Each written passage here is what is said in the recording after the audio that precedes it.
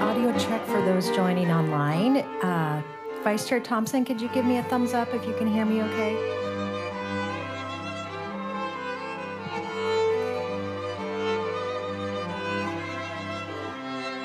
Checking audio for the online participants.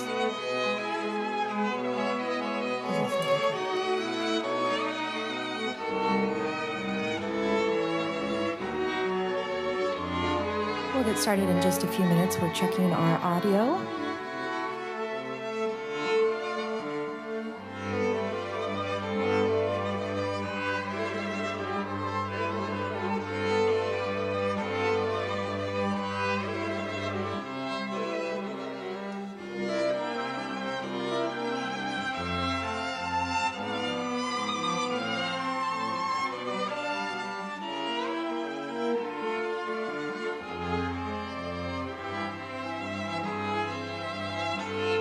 Okay, rechecking audio for our online guests. If someone could please indicate if you're able. Okay, thank you, Vice Chair Thompson.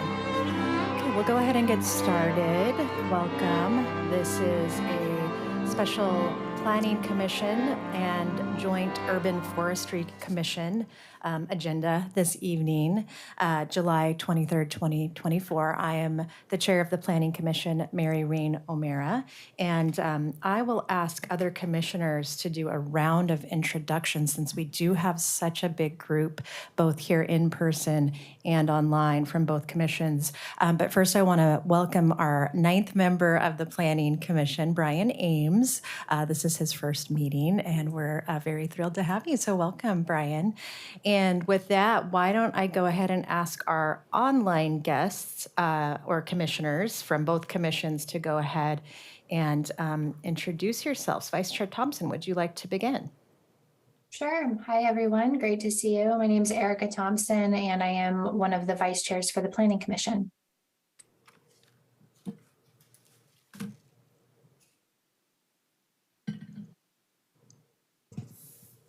Okay, and I can go ahead and call out if that's easier. Next on my screen is, it looks like Commissioner McMillan. Yeah. I'm Linda McMillan. I am with the Urban Forestry Commission. Great, thank you. Commissioner Lilly. Good evening, J.R. Lilly, he, him, his, Urban Forestry Commissioner. Thank you. And Commissioner, let's see, Fieldstein, is that the next commissioner? There's a few other guests, so I'm trying to. Yes, hi, Adrienne Feldstein, Urban Forestry Commission and co-chair for Urban Forestry. Happy to be here. Great, thank you. Commissioner, I think that might be all the commissioners. Is that right? Commissioner Plack. Hi there, I'm Leah Plack, she, her, and I'm also co-chair of the Urban Forestry Commission. Thanks. Great, thank you. So just confirming that we have all the commissioners introduced online. Looks like confirmation of that. Okay. All right, so in the room, I will ask Commissioner Lang to kick us off with introductions. Wade Lang, humble member of the Planning Commission. Brian Ames, the newest Planning Commissioner. Is his own Bruce Nelson, a member of the Urban Forestry Commission. Eli Spivak may be the oldest Planning Commissioner. Steph Routh, Planning Commission. And Mary Rain O'Meara, Chair of the Planning Commission. Good afternoon, Mike Alexander, Planning Commission. This is Casey Clapp with the Urban Forestry Commission. Justin Meisner with the Urban Forestry Commission. Great, thank you all for the introductions. And I'm just doing one more look online. Feel free if commissioners join late to let me know so we can get them introduced. And overview of the agenda today, we will have just a few items of business for the Planning Commission, but we'll try to get through those swiftly so that we can get to the main item, which are the Title 11 amendments. And that will be a briefing from staff followed by public testimony this evening. And then we will wrap up with some commissioner comments, questions, and close out after that item. So before we get to that, are there any items of interest from planning commissioners this evening?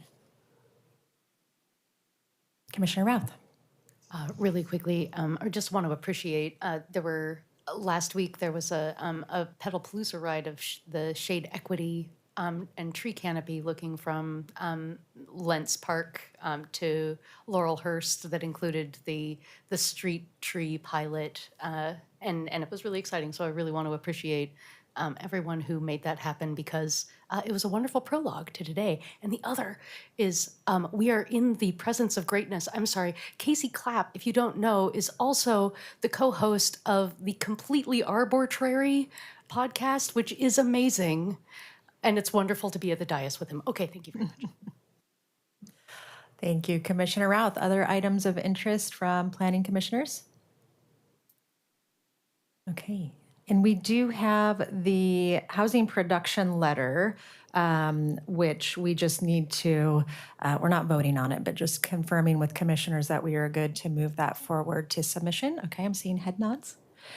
And I'm not sure, do I ask for items of interest from urban forestry? Welcome. If any of you have comments or opening remarks, please go ahead and share the dais with y'all.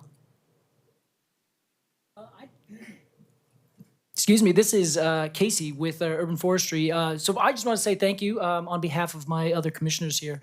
And I used to work at the city as a urban forestry inspector, and under that role, I interacted with a lot of decisions that were made at the Planning Commission. So I know that what you guys have to do, though it doesn't look like it directly has an effect on trees, it indirectly has a very huge impact, because what happens on site has a lot to do with what happens off site. So anything that happens that has to do with trees or how we put together our city from tomorrow to 10 to 30 to 50 years from now, it has a huge impact. So I just want to say thank you for having us all here. Thank you, Commissioner Clapp. Other items of interest or comments from urban forestry members?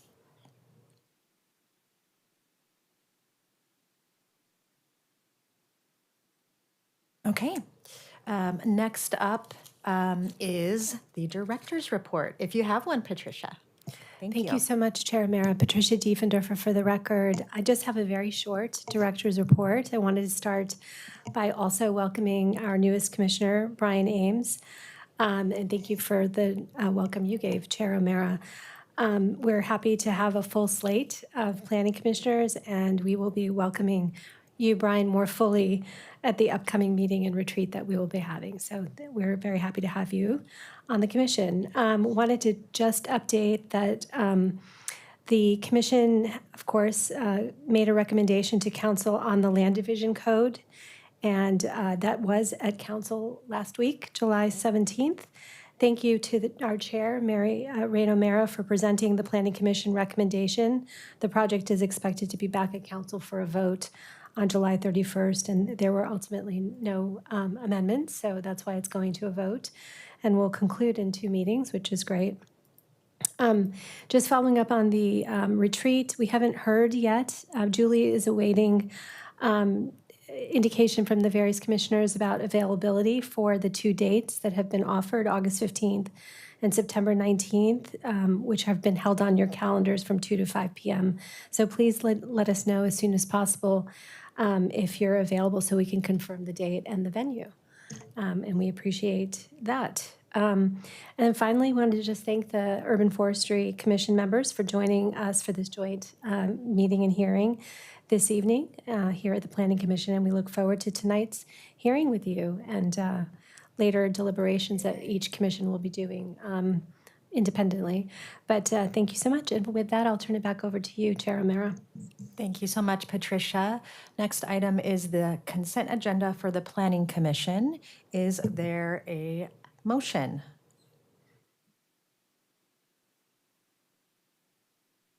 Move. Commissioner Lang, thank you. Do we have a second? Routh seconds. Second. Commissioner Routh. And we can proceed to an aye vote. All in favor? Aye. Aye. Aye. Checking online, Vice Chair Thompson. And any opposed? Abstentions? Okay, consent agenda is approved. And with that, we can move forward to the Title 11 amendments agenda item. So again, this will be a briefing from staff, and then we will have that followed by public testimony. Individuals who have signed up to testify will have 3 minutes each to share their testimony with us tonight. As staff are coming up to present, do any commissioners have disclosures to make related to this project?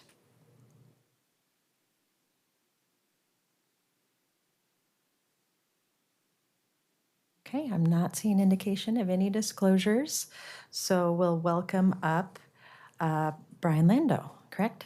Okay, please introduce yourself and welcome. Yeah, hi everyone. Thanks for having me. So I'm Brian Lando. I'm with Urban Forestry, and I'm here to present on the large tree amendment. So I have a brief PowerPoint, and then I'm happy to answer any questions at the end. So let me share my screen here.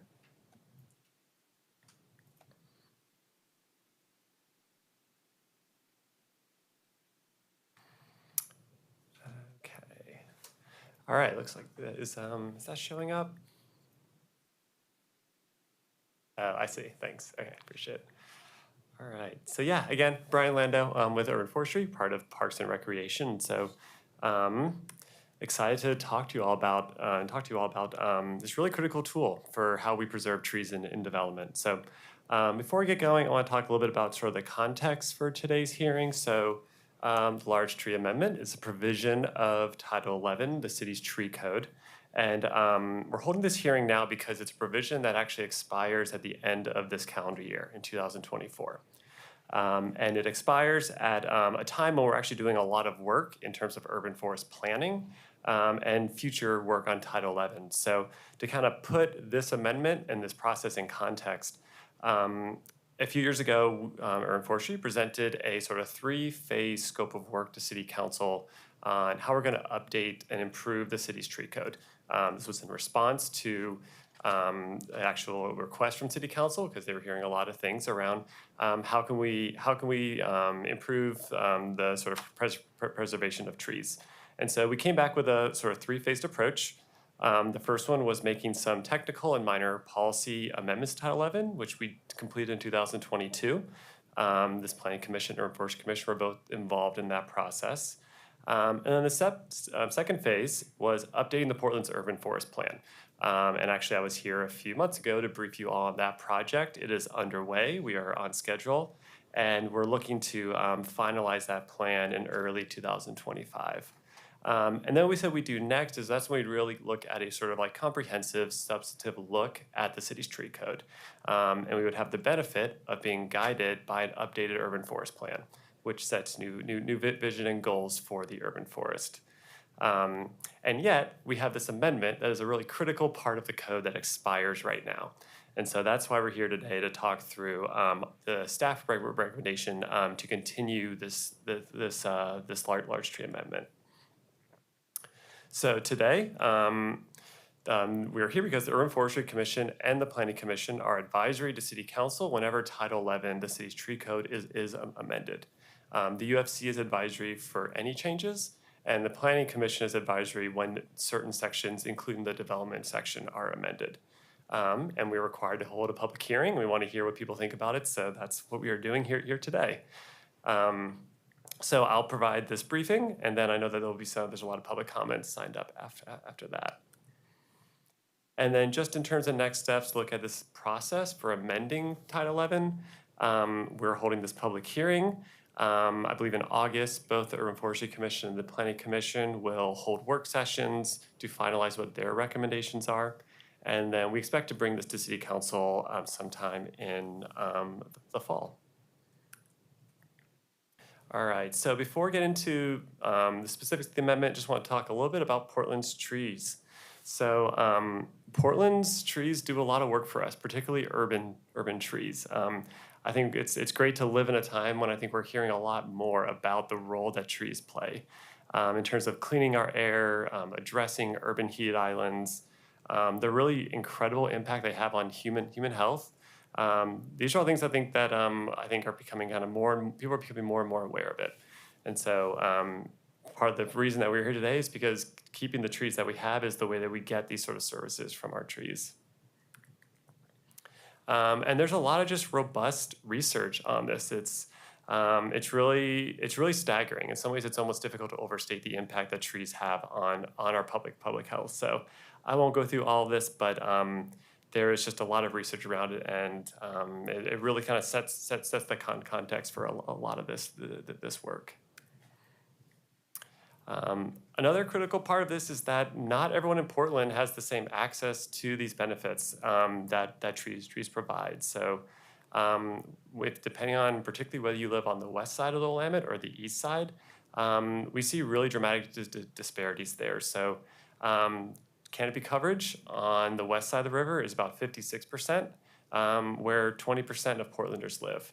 And then the rest, 80% of Portlanders, only enjoy about 22% canopy coverage. So we see just really dramatic differences. And then Multnomah County has really reflected this same disparity in their heat vulnerability index. So you can see the areas that have lower tree canopy are obviously going to score a lot higher there. And then lastly, before I get into the tree code, just a little bit about our tree population and why large trees are so important to this. So the large tree amendment is really about these especially large trees, which are 20 inches or greater. The way we measure trees is called diameter of breast height, DBH, and that's the diameter of the tree 4.5 feet off of the ground. So you're looking at a tree about this size, and only about 13% of Portland's trees reach that size. It's a pretty small percentage, but they account for 60% of the value that we get from the urban forest. So the reason the large tree amendment is looking at trees of this size is we just get incredible value from these. And tree preservation really matters because it's so difficult to replace the value of the trees once they're gone. When it comes to planting trees, that's really sort of long-term strategy for closing gaps in our tree canopy. And a long-term strategy for replacing the trees that we lost, but it takes decades to replace the services that we get. So the trees that we have, they're the best trees we have because they're the ones that are providing these services right now. So we really try to direct our efforts into preserving the tree canopy that we have. And then we really see this play out in a lot of Portland's planning work. So just over and over again, the importance of preserving trees. It's been reiterated over and over again because it's really clear that that's essential to meeting climate action goals for what kind of city that we want to live in. And then just in the community engagement work that we've done, again, we see this over and over. So I won't belabor this, but most recently in our urban forest plan engagement, we've just received hundreds of comments about this issue.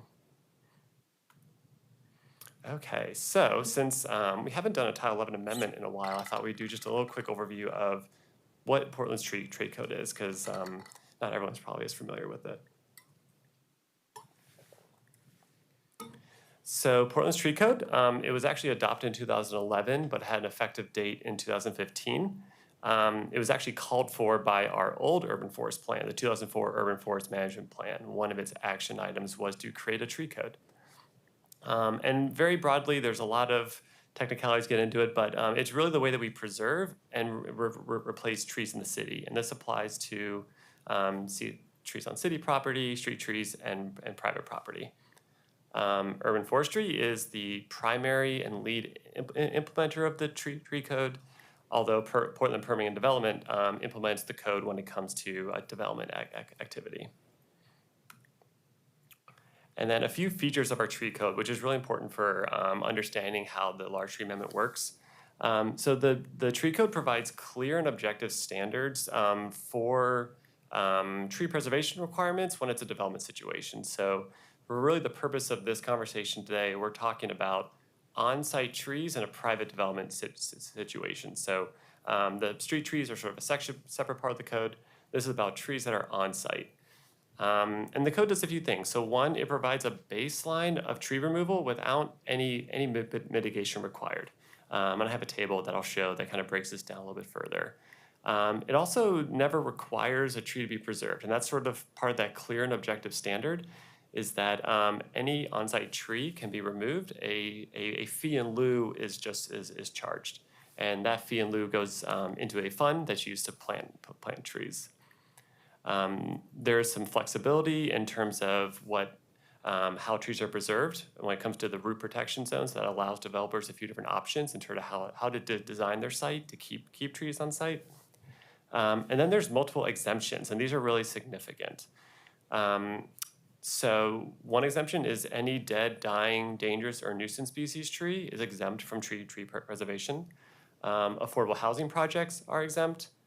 And then two really significant ones: lots under 5,000 square feet, and then projects with proposed or existing lot coverage of 85% or more. And what that means is there are lots in the city where you can build very dense. You can cover 85% or more of the lot.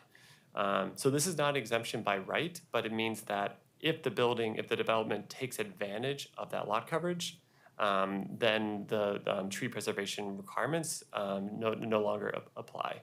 And this is important because Portland is pursuing sort of dense housing development, and so this is intended to facilitate that.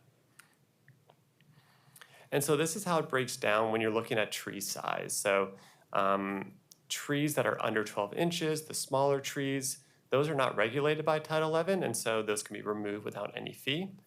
The next size category up, those sort of medium-sized trees that were 12 inches to 20 inches, that's when 1/3 have to be preserved or a fee in lieu paid. And then the other 2/3 on site, those can be removed without mitigation fee. So that's sort of where there's a lot of allowance for tree removal. And you can see in the second column, that's covering about 87% of all the trees in the city right there. So that's where that baseline of allowable removal begins. And then we get to the large trees. And this is the large tree amendment, which says that all trees 20 inches or greater, they either have to be preserved or a higher fee in lieu of preservation is paid. And that fee starts at $450 per inch, and then it increases with the size of the tree. So at a 20-inch tree, that's $9,000, and then it increases from there. So that's the really significant thing the large tree amendment did. And again, it's because that's the largest, most valuable trees that we have. I talked a little bit about the exemptions, and I want to kind of tie that to where development for housing is expected to occur. So Portland really prioritizes the central city and then these sort of like centers and corridors across the city. Things like St. John's and Lents and North Williams. It really directs a lot of the housing development to these areas. And that actually lines up with the areas of the city that are exempt from Title 11's tree preservation requirements. So much so that about 80% of Portland's housing capacity is exempt from Title 11. And so that's what this map on the left is showing here. So I mentioned that lots under 5,000 square feet are exempt. Those are the lots in red. And then the lots in blue are the ones that allow for that greater building coverage, 85% or more. And so again, that they are not exempt by right. It is if the development takes advantage of that lot coverage. So yeah, sure. Do you have any idea what percentage of those lots with the entitlement of 85% actually use 85%? Because my suspicion is it's maybe 5 or 10%. I'm not sure. That's a great question. That's something we could come back with. I know that in the last few years, about 83% of Portland's housing units have been built in those lots, but that doesn't mean they're actually taking advantage of the 85%. Yeah, that's a good follow-up though. Okay. Thanks for bearing with me. I know it's a lot of background information, but it's always important. So this is getting really at the large tree amendment specifically. So the purpose of the large tree amendment is to first and foremost preserve trees. We are trying to keep trees in the ground. It takes years to replace the value that we lose. So that's first and foremost what we're trying to accomplish. And it is intended to also continue to facilitate new housing through clear and objective standards. And then very importantly, when we do lose trees, that mitigation fee goes into a tree planting fund, and we use that to replace the trees that we have. So it's important that if we are going to lose trees, we have a way to actually plant more. The large tree amendment has a little bit of a history. So as I mentioned, Title 11 went into effect in 2015. This provision was not in the original code. It was just a flat fee for removing trees, regardless of size. There was some community concern that came up pretty quickly after that. And so in 2016, the original large tree amendment was passed.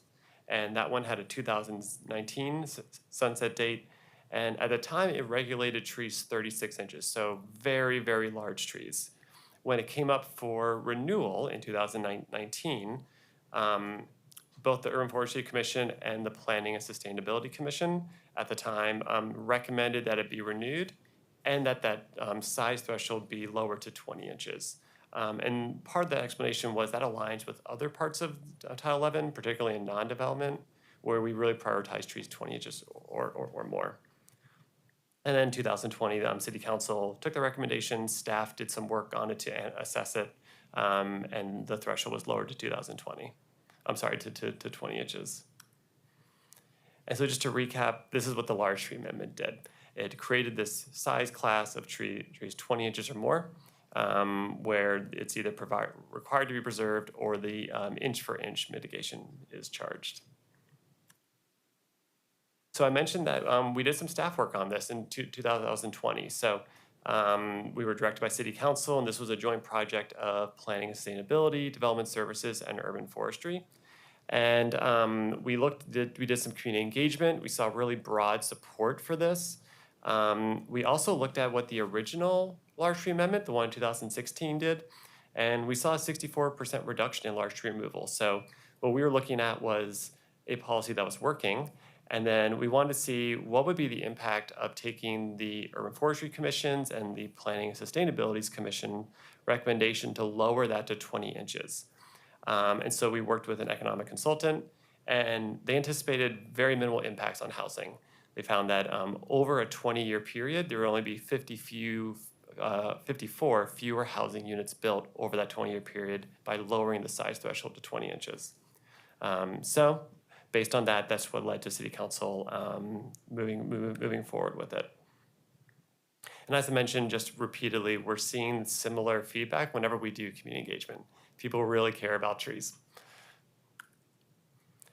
And one thing to note is that the mitigation fee that we charge it hasn't changed since 2019.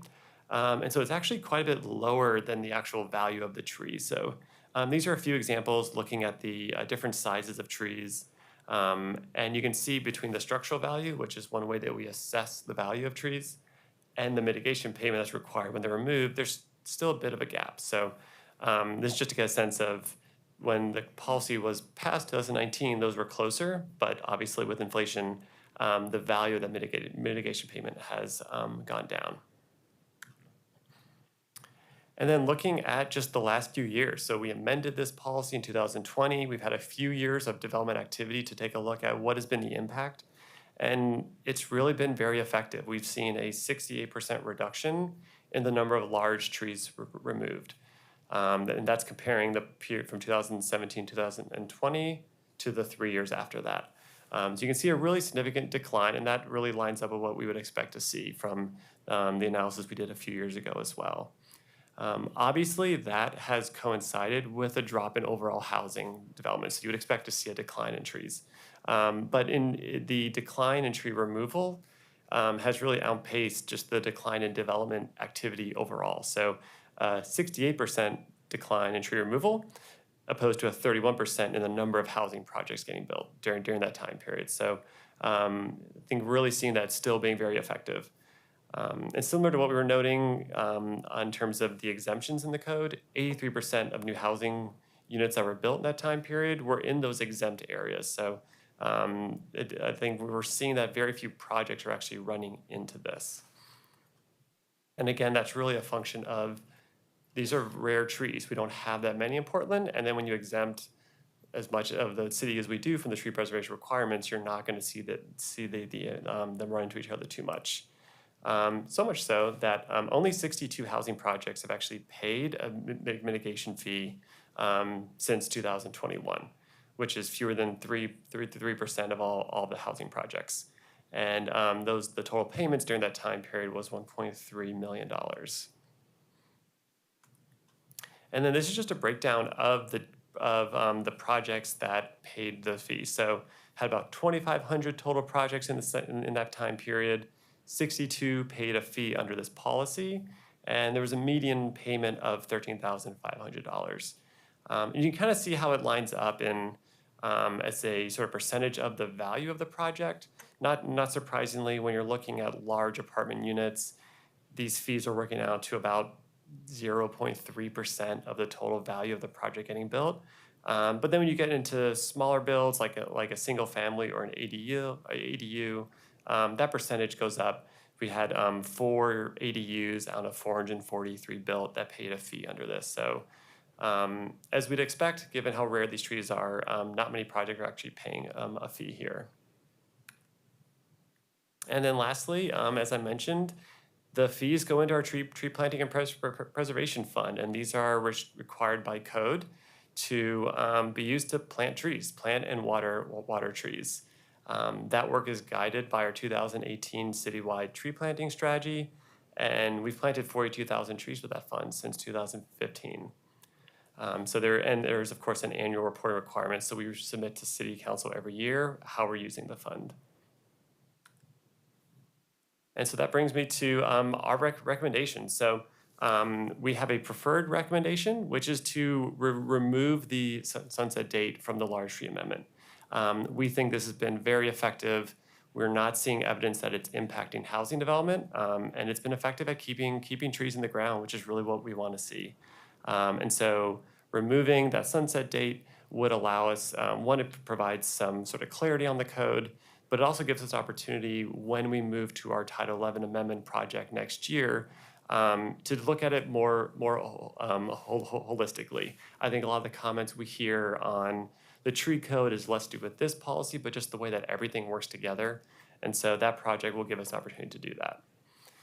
We do have an alternate recommendation, which is if there is not interest in removing it entirely, to at least extend it 5 years, again, to complete that work. And then, as I said, next steps, we would plan to bring this to City Council in the fall. That is my entire presentation. Do you want me to stay up for questions now, or? We were going to ask for just brief questions now again. Sure. Just brief clarifying questions, since we do have many people signed up to testify. We want to get to that. But if there are any quick clarifying questions, Commissioner Lang? Yeah, the sunset that goes into effect at the end of this year, why was that put into place originally? Yeah, so that was originally, the original, there's the original 2019 sunset date, and that was really a reflection of that amendment was done very quickly. There was a lot of concern, and so they put a sunset date because they wanted to allow time for some staff work to really look into it. That's what we did in 2020. And then the 2024 sunset date was put in, and is the intention of City Council to allow time for urban forestry to come up with a scope of work to update Title 11.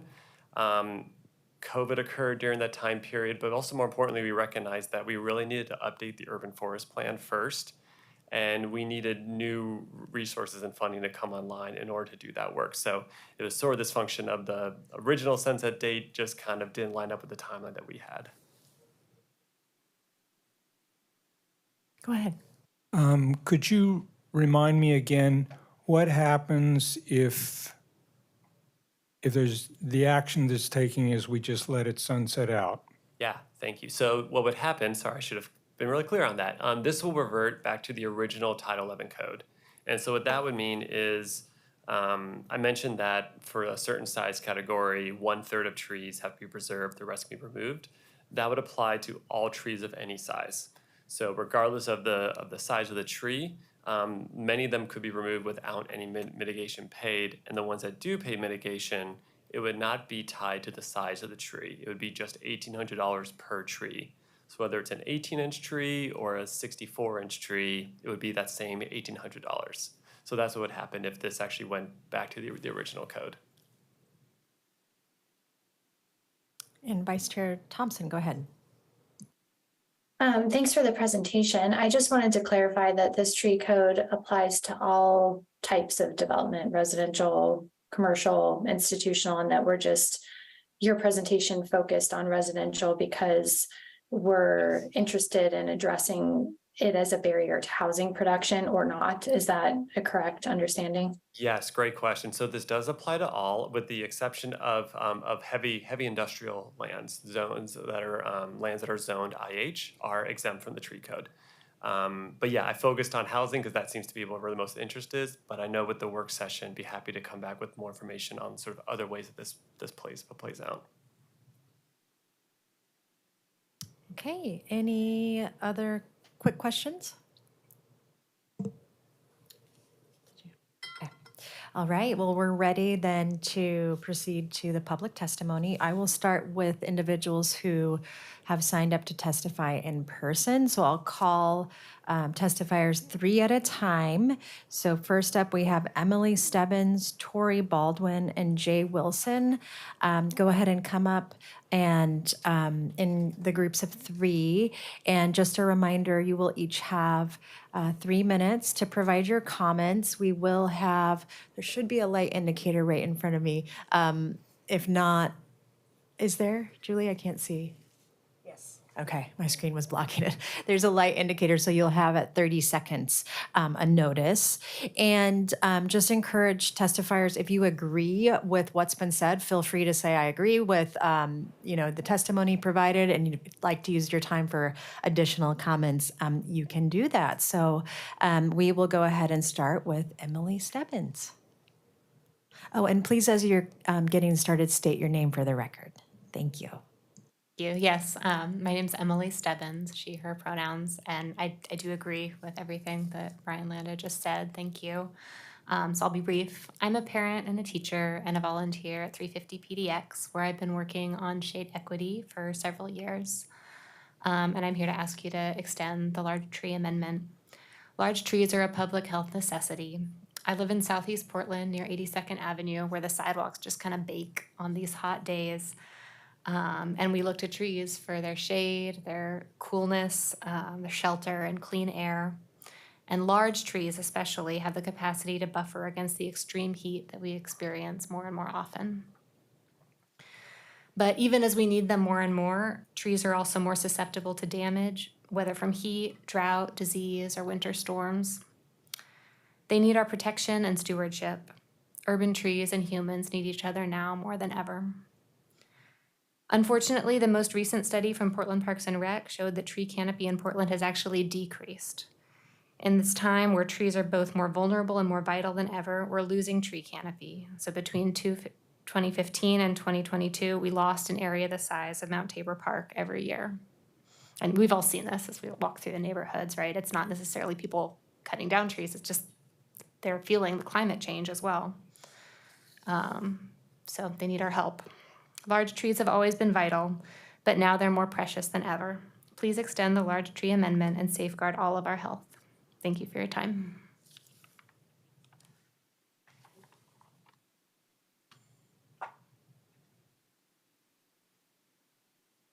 Thank you for your testimony. Okay, up next, Tori Baldwin.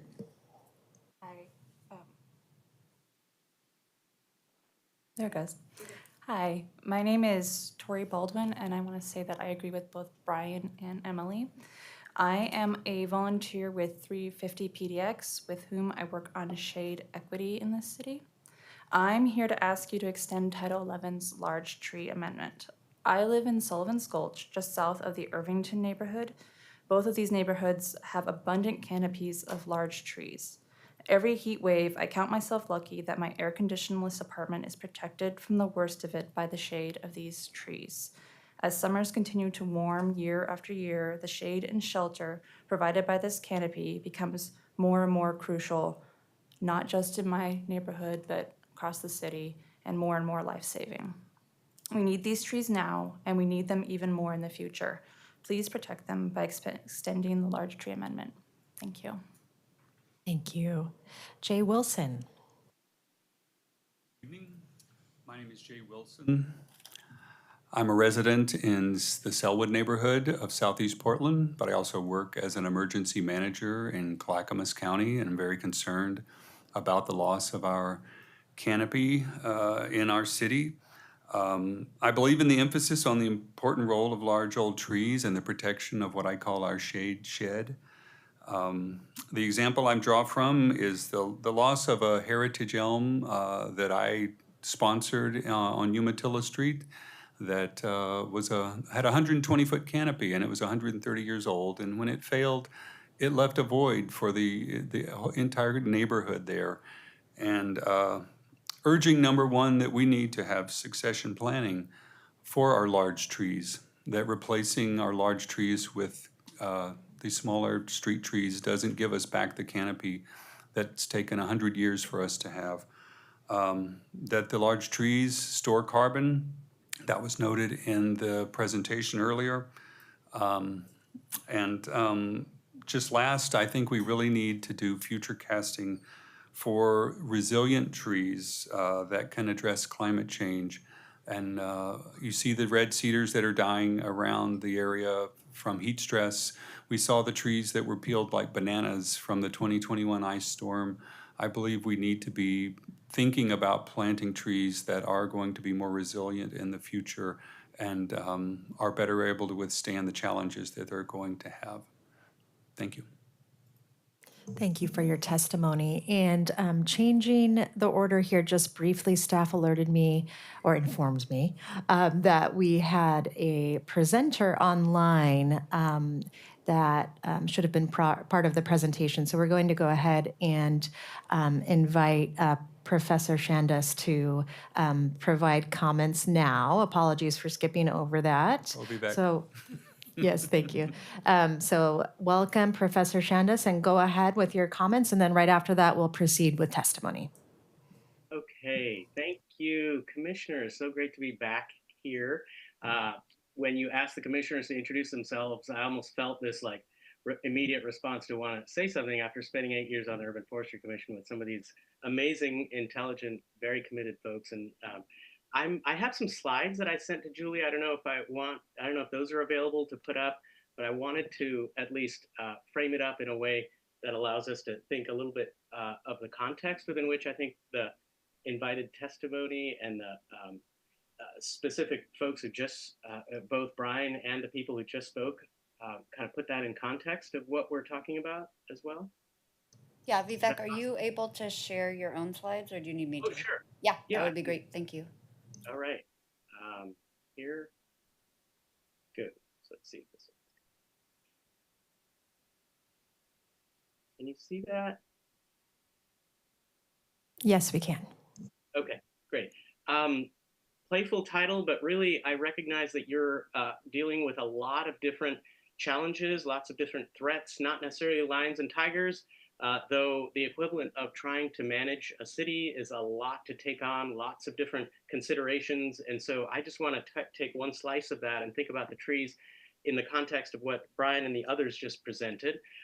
This large tree amendment, I just want to state, is a really essential part of how we imagine this place, and the communities that I engage with really are very committed to and interested in trying to advance this work. We know that these trees aren't in specific locations for just natural selection. We know this is a very carefully orchestrated process by which trees are more in some neighborhoods than others. And some of our early work 4 years ago now showed that if you take a segregation map of Portland and you divide it up by these A, B, C, and D grades, which were segregation grades put forward by the Homeowners Loan Corporation and the Federal Housing Administration, you'll see that the tree canopy and the impervious surface, so the amount of tree canopy in the green-lined neighborhoods, if you will, the A neighborhoods, is actually greater than the impervious surface. And whereas in current day, based on these historic segregation policies, as many of you know, we see that the D-graded neighborhoods have orders of magnitude less tree canopy. So we're not starting on an even playing field where everybody has access to the same things. And I really think that is an important way to enter this conversation, because we are recognizing that history played a very important role in the way that we see and access and benefit from the existing tree canopy. That makes a big difference when you have huge monster events like this 2021 June heat wave that comes through and really has a tremendous effect on the region. We mapped years earlier the hottest parts of town and looking at where communities might be disproportionately impacted. And we were able to say with a large level of confidence where people were going to be really suffering the greatest from this heat wave and the acute and amplified temperatures that many of them would feel in their neighborhoods. This is played out in a very clear set of data that has emerged from that Pacific Northwest heat wave that came through.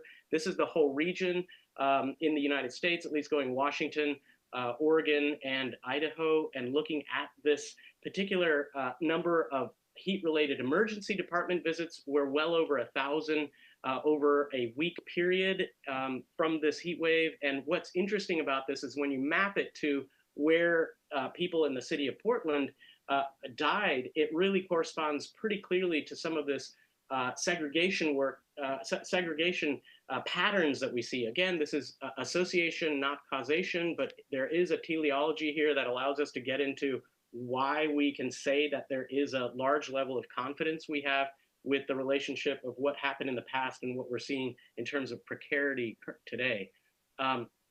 With that, we did some analysis alongside, this was separate from the city's analysis and others who have looked at this. We looked at how much tree canopy had changed from 2014 to 2020 using some very high resolution LiDAR data that was commissioned in 2014 and 2019. And we looked at it across the city, and the darker purple areas are places that have lost the largest amount of tree canopy, and the greener areas are the places that have gained tree canopy. And I want you to just look at this map of the city in relation to the Portland fatalities from the heat wave. And once I saw this, I couldn't unsee it. And it was one of those patterns where it seemed to really correspond to the loss to 2020. And recall that that heat wave came in 2021. So what we're seeing here is a real acute impact of places that have large trees. Much of East Portland still has a lot of large trees, but also are losing them at proportionally much higher rates than other parts of town. And so that combined with areas that are already seeing large number of fatalities is really salt on the wound when we're talking about health and trees and heat as it moves through the region.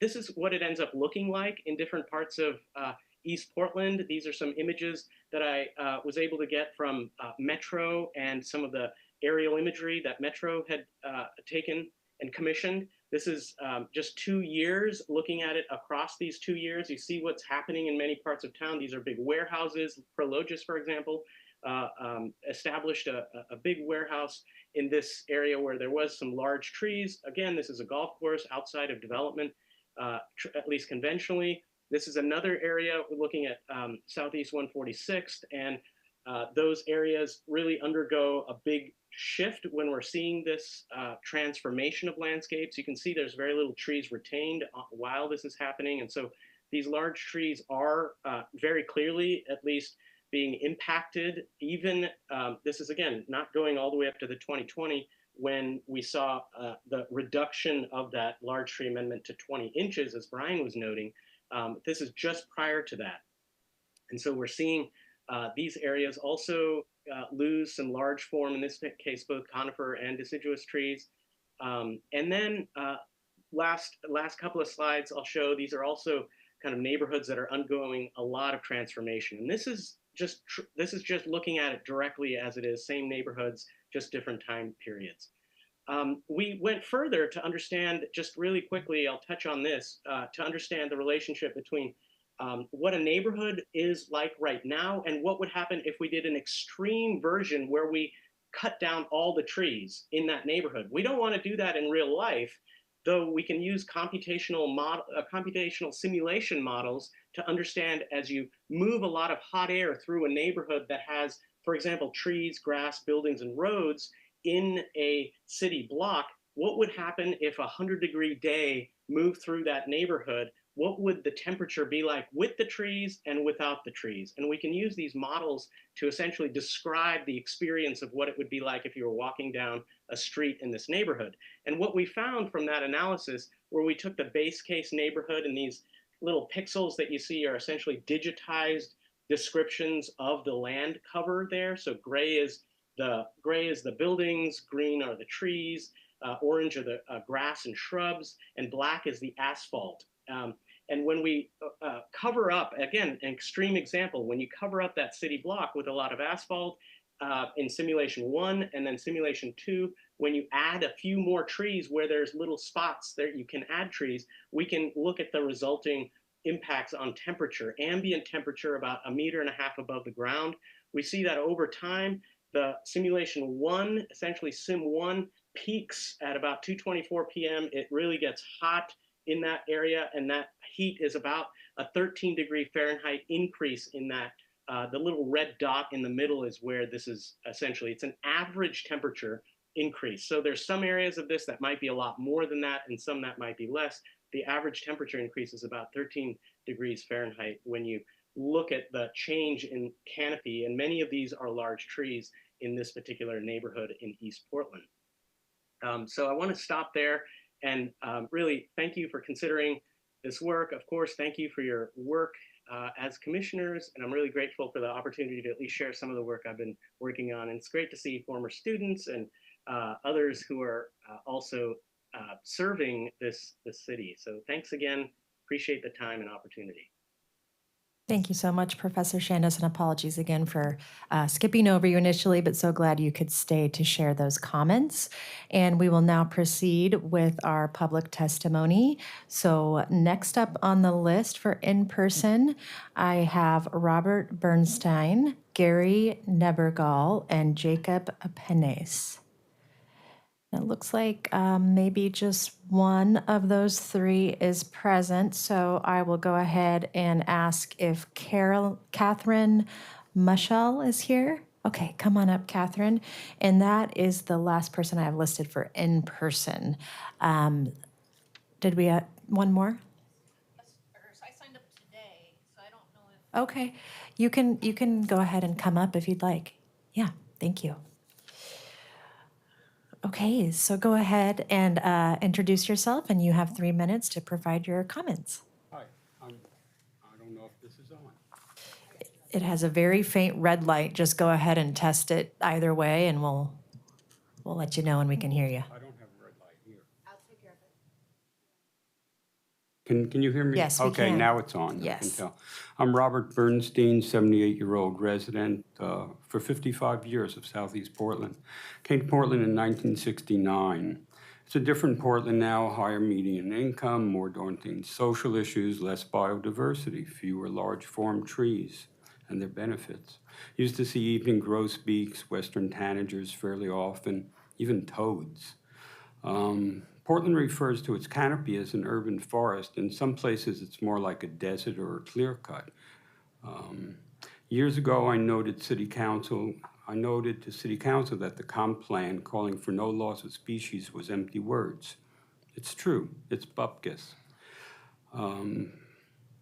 And I was part of the original protest in Eastmoreland over the redwoods. And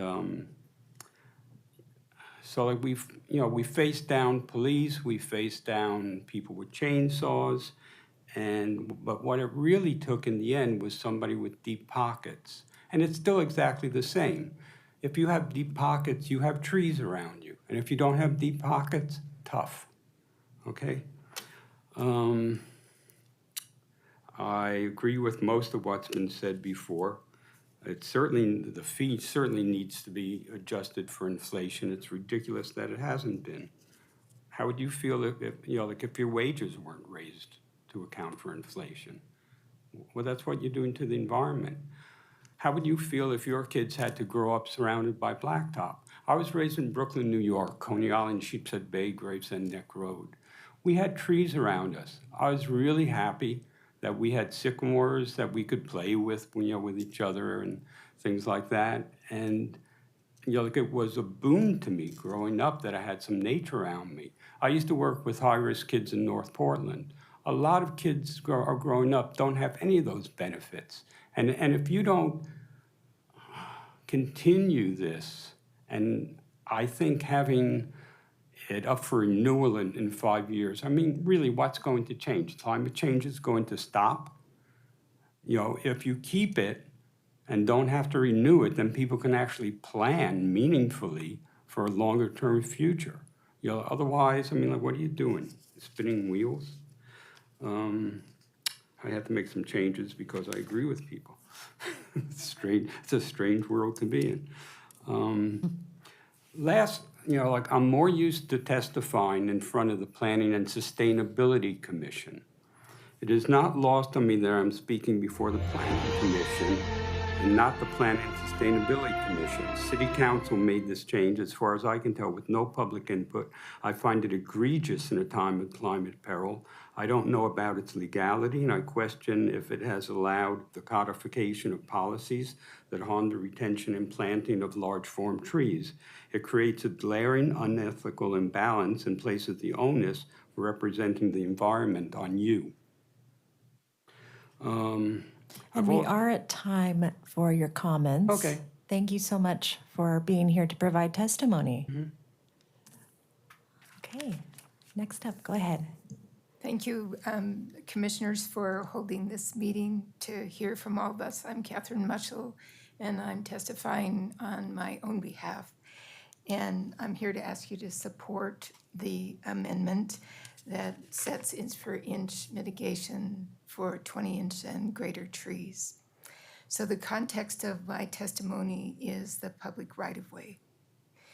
And I'm focusing on that because small planting strips limit planting to small trees growing to 35 feet tall rather than over 50 feet tall. 12 neighborhoods in Portland have 40% of their planting strips at the small size. So they will never have big trees in the public right-of-way in those planting strips.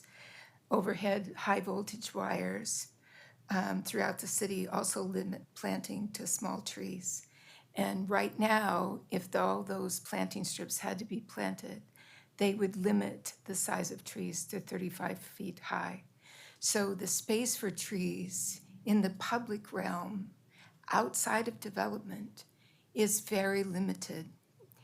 So right-of-way space is also eliminated in some places. So you have curb-tight sidewalks, no trees. You have bicycle riders, women and men pushing strollers along those very busy streets with curb-tight sidewalks. Driveway aprons wipe out trees in old residential neighborhoods where we see a lot of trees, and then when infill through the very necessary process of building more housing occurs and driveway cuts come in, wipes out places for trees. So I really am here to ask all of you to champion the mitigation amendment and remember that an oak that is 20 inches, which is kind of the width of my shoulders, right now is probably a 20-year-old tree. And for it to grow to become the kind of tree that really benefits everyone, it'll take another 20 to 30 to 40 years. And it's that size tree that this amendment, I think, is really aiming to preserve over time. So I'm thinking, does everyone realize that a large form tree lives 4 times longer than a small tree, even though they cost the same amount to establish, and that it has 16 times the benefits to the environment and to the community's health, and then to the individual health of particular people in that community. So my context is really the public realm, and I would like everyone, and especially volunteers like yourselves, to advocate to keep this amendment, but please push to make certain that new citywide design measures creatively expand space for big trees in the public realm. We need to change our city, and our grandchildren will thank you. Thank you for your testimony. And Julie, I don't think the lights are indicating. Oh, okay. So for those of you in person, just that's where I had thought it would be the lights here, but it's actually Where do we behind look? me online. So I didn't catch your name, but go ahead and introduce yourself, and you have 3 minutes to provide your comments. Can you hear me? My name's Kathy Sheeran, and I work for the East Multnomah Soil and Water Conservation District. I'll be speaking on behalf of the district, but also just some personal thoughts as well. So as you might imagine, the Soil and Water Conservation District's work, trees are very, very important, and especially large trees. And a lot of folks have talked about, all the benefits of trees, and I really appreciate all the work that staff has done and presented today, and also bringing forth, extending this amendment, and we do strongly support continuing this amendment or removing the sunset clause. And we actually would like to go a little bit further, and I know that it's not part of the discussion today, but as we start thinking about improving Title 11, we do have concerns about the sweeping nature of the current exemptions. The exemptions about the 5,000 square foot lot. I mean, the 5,000 square foot lot, I mean, that is every residential lot almost. And so I guess that's where we're concerned that every residential lot has the potential. I mean, so many residential lots have the potential of being exempt from this amendment. And so, and then also the 20 inches, I mean, that's a big tree. I mean, what we would suggest is a diameter of 12 inches, if it, like shifting that DBH to 12 inches. I mean, something that is, a foot in DBH. I mean, those trees, I mean, I would beg to differ that that's like 20 inches is not 20 years. I mean, that's, 50 to 100 years. I mean, yeah, depending on the species, but yeah, some of these trees are that are 12 inches are older than me, and I'm half a century old. And so just protecting some of these trees, I mean, in our neighborhoods, when big trees come down, I mean, it's not good for the wildlife. It's not good for the community. I mean, all of this shade goes away. I mean, and what we're concerned and we're seeing is that green infrastructure is being pitted against affordable housing, which I think is a dangerous place to go, because these two things can happen. They can coexist, and they should coexist. I think that we want affordable housing that works around large trees. I think that our communities are going to be more beautiful, they're going to be safer, and they're going to be healthier if we can build around big trees. Thank you. Thank you for your testimony. Okay, I think that's everyone who was here in person. Just scanning the room to see if we had anyone who was signed up join in the last few minutes. So we'll go ahead and proceed to online. I just want to note that Jacob, who had originally signed up to be in person, is online. Okay, so Jacob, we will start with you since you were going to be in person, but you're online. So Jacob Apenes, and then we will have Justin Wood and Kaina Rubin. Sweet. Can you guys hear me? We can, go ahead. Awesome. Thanks so much. Sorry for being online. My schedule was pretty busy today. For the record, my name is Jacob Apenes. I'm 26 years old and a community organizer speaking to you today on behalf of Portland Neighbors Welcome. At Portland Neighbors Welcome, we advocate for tenant rights and policies that deliver housing abundance to all. Our goal is to create a Portland that is affordable and livable for all.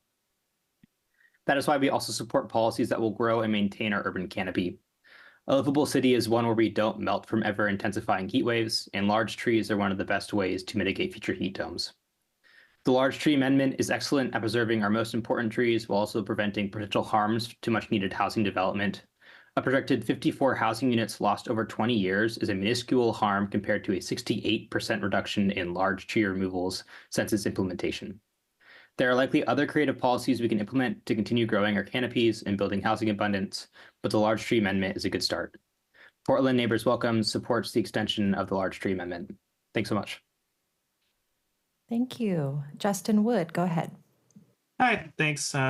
Julie, I sent a slide email just to you. I didn't know if this was going to be able to share my screen or not. I don't know if you can show it or not. If not, I can send an email later on. But my name's Justin Wood. I'm an infill builder in Portland. My specialty is infill new construction, mostly middle housing. Most everything I build is for a first-time home buyer, entry-level product, not high expensive stuff.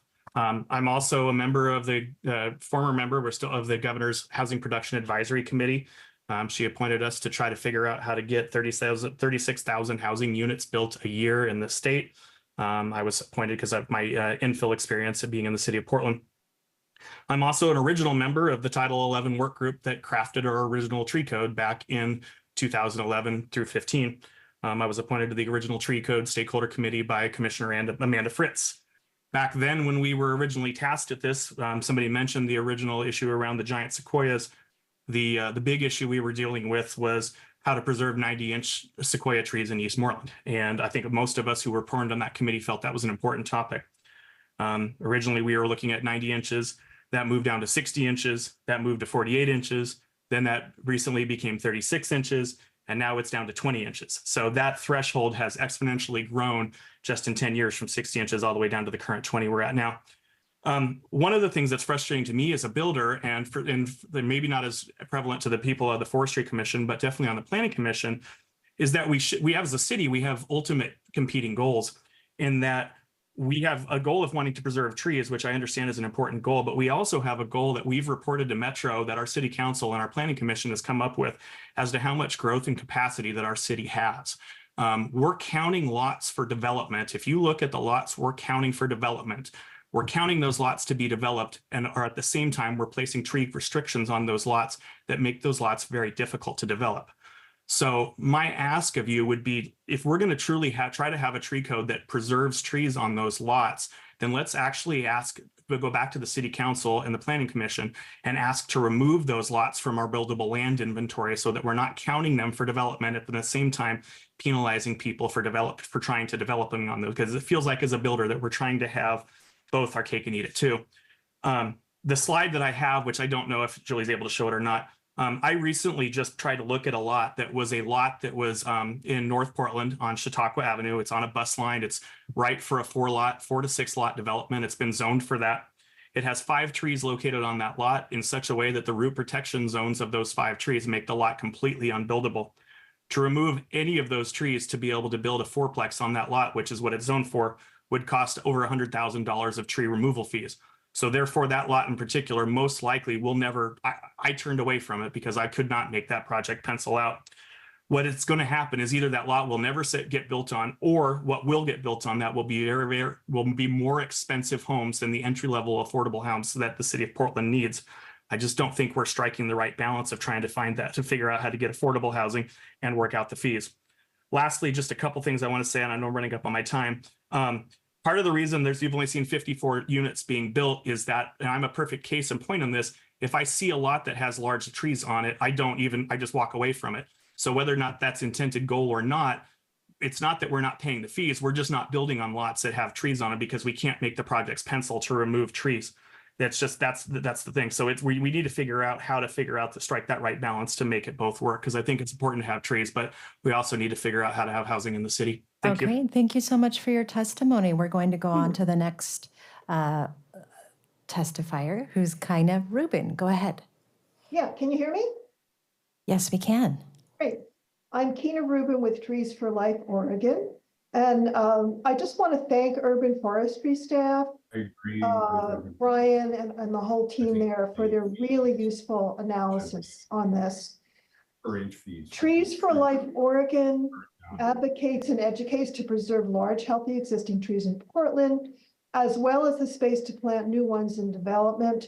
Our particular concern is keeping and expanding canopy in already low shade areas that are especially vulnerable to scorching heat, like we've been having this summer. Again, the city analysis shows that the large tree amendment is helping preserve some of the big canopy trees that provide the most health and environmental benefits to Portland residents. Because of this evidence, and because this is the right thing to do for Portlanders' well-being, we strongly support at least extending the amendment another 5 years, and if politically feasible, killing the sunset altogether. We still have a really long way to go to protect the majority of big trees that are our city's key green infrastructure and our climate soldiers. In a July 17th New York Times article about dangerously hot cities, Professor Vivek Shandes said about Portland, and I quote, "The longer-term, sustained, deep retrofit that the city needs in order to be prepared for the increasing intensity and frequency of these heat waves, I have yet to see any of that." End of quote. Because of the long way we have to go to avoid heat-related deaths, this summer's latest deaths are a testament. It would be folly to eliminate a narrow part of the tree code that is working effectively to keep some of our dearly needed shade trees. Thank you. Thank you for your testimony. Tyler Gilmore. Yeah. Hey, can you hear me? Yes, we can. Awesome. So my name is Tyler Gilmore. I am a volunteer with 350 PDX, a local climate justice organization. And I want to first thank you all for the opportunity to comment on the Title 11 Large Tree Amendment extension, and state that I am in agreement with most of the folks who have testified who have asked for a ending of the sunset clause, an extension of the amendment. I've lived in Oregon for all but 2 years or so of my life. I currently live in Southeast Portland in the Brooklyn neighborhood, and each place I have lived, without fail, the spaces that make me feel at home are the spaces where there are large trees present. Those large trees also do important work, as both Vivek and Brian highlighted, in providing our communities with life-saving shade, sequestering carbon, clean air, filtering water. And in the 2021 heat dome, some surfaces in Portland reached 180 degrees as measured by Dr. Shandes. Big old trees would create shade during heat waves to reduce the effects of this heat, and would also sequester more carbon than small young trees, helping to mitigate the future impacts of the climate crisis. It's also always worth reminding city officials that in February of 2023, the city itself surveyed developers on the top barriers to building new housing. The following question was posed to developers: what are the top 5 requirements the city of Portland should consider suspending or modifying to support increased housing production? Please rank your top 5 in order of priority. Out of the 25 variables proposed or offered that they could rank, including things like tree requirements, floor area ratio limits, and maximum height limits, tree requirements ranked 17th as a concern, nowhere near the top 5. Therefore, the trees versus housing debate seems to be a false dichotomy when you ask the people who build the housing. And further, if we give people affordable housing that is unlivable, given 180-degree sidewalks, have we really done our housing crisis any favors? At a time when the climate crisis continues its steamrolling impacts, the most recent study from Portland Parks and Rec showed that tree canopy in Portland has actually decreased. So please honor the truly life-saving work of our neighborhood trees by retaining the current tree preservation standards and removing the sunset clause. Thanks for your consideration. Thank you for your comments. Okay, I think up next, Julie, if I'm following the Zoom, is Bob Salinger. Is that right? There were several signed up before that I don't see. So after Tyler, I had Christopher Brown. No? Kelly Lanspa. Christopher Kern. Patty Hall. Katie Rumor Cleary. Okay, Katie, go ahead. Hi, everybody. I'm so glad to be here. Thank you all for your important work and for having this forum. So I've lived in Portland for 12 years. It's the second time I've lived here. My husband has commercial buildings in town. And I've been following climate change and how it's affecting our city. Most recently, Gresham, just got $4.5 million to work on mitigating heat islands. And as the professor before me mentioned, in degraded neighborhoods, that's where you see the least amount of trees. So if you guys are saying, affordable housing is going to go in and, that's where we don't actually consider the trees so much, will that housing go into areas that are degraded that already have a lack of trees? And what we're doing now in the city is creating bioswales that are supposed to be bringing water to these places where we have sidewalks and park areas where we planted trees. But when a tree grows big enough, getting that water into the ground is another question. And how many trees have we all seen that look like they should be perfectly fine right next to the road, but they're dead because they're just not getting watered because of climate change? So I talked to Dan Green, who works in forestry in Clackamas for years, and he said that for the average conifer, it takes about 35 years to get to be the size where it's 20 inches across, about as big as a normal man's chest. And what we're looking at, that's those numbers, and all the numbers we're looking at as far as tree growth are all referencing a normal, non-climate change affected statistic, right? So I'm thinking 35 years into the future. And I think all of you probably have done this. And I can't even imagine what it's going to be like for some sapling that we're planting today. So thinking about children, thinking about our children's children, and leaving a place, leaving a legacy that you guys can all stand behind and say, yeah, we helped make that happen. We brought, I think bringing more money in is a great idea. I like the option A. I like what Urban Forestry said and what so many other people have said. And I do think that we should adjust for, these days. I think trees are worth more than that. And this is a legacy that you're all going to be leaving behind. So thank you for considering that. Thank you for thinking about us and all the other things other people have mentioned. This is a really important topic, and I appreciate letting you have my time here. Thank you. Thank you for your comments. Bob Salinger, go ahead. Good evening. My name is Bob Salinger, and I'm testifying on behalf of Willamette Riverkeeper tonight. I was part of the Title 11 process. I served on that committee. I was also part of the amendments that came several years later. For the various environmental groups I've worked for over the years, no issue rises higher in terms of public concern typically than trees in the urban environment. I'm here tonight to urge you to permanently adopt the current 20-inch protections. I urge you not to just kick it out another 5 years, but to adopt it on a permanent basis. It's not a good use of public resources to ask people to come back over and over and over again when the testimony is so overwhelming to testify on the same thing. It's just not a good use of public resources. We also hear over and over again that the city doesn't have adequate resources, funding, staffing, planning commission space to deal with other pressing environmental issues. So revisiting the same ones over and over again doesn't make sense. There's other things we need to get to. We think that I hope the city actually does look at many of the exemptions. We think they're highly problematic. There's still too many big trees coming down. And I'm talking about the 20-inch threshold, the lot size threshold, industrial land exemptions that are still in place that we were told would be addressed over a decade ago, but the city still hasn't gotten to that.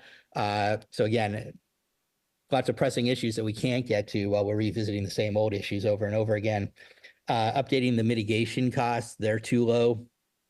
And then thinking about, are some trees just so big and important that they shouldn't be cut? Should there be a different protection level for really, really big trees? we can't pit housing against the environment. That's happened way too often. It used to be that we pitted jobs against the environment. Now we're pitting housing against the environment. We need win-win situations. Not only can we do both, we must do both. If we have any sort of commitment to environmental justice, which we talk about an awful lot in this city, then we can't be pitting housing against trees. And I'll just end tonight by saying that, these are trees that if we cut them down, many of us won't be alive to see them be replaced. When we plant little pencils, oftentimes, which are never going to become big trees, because a lot of what we plant today isn't going to be a big tree.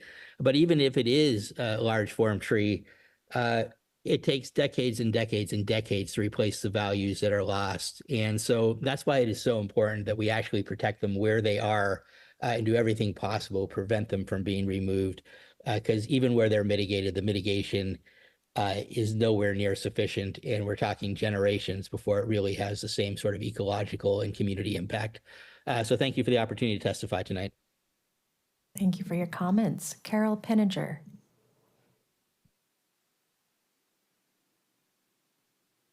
Hi, my name's Carol Pinninger. I use she, her pronouns, and I live in Cully. I'm here as a volunteer with 350 PDX to urge you to retain the current Title 11 tree preservation standards as this amended them in 2019 and eliminate the sunset clause.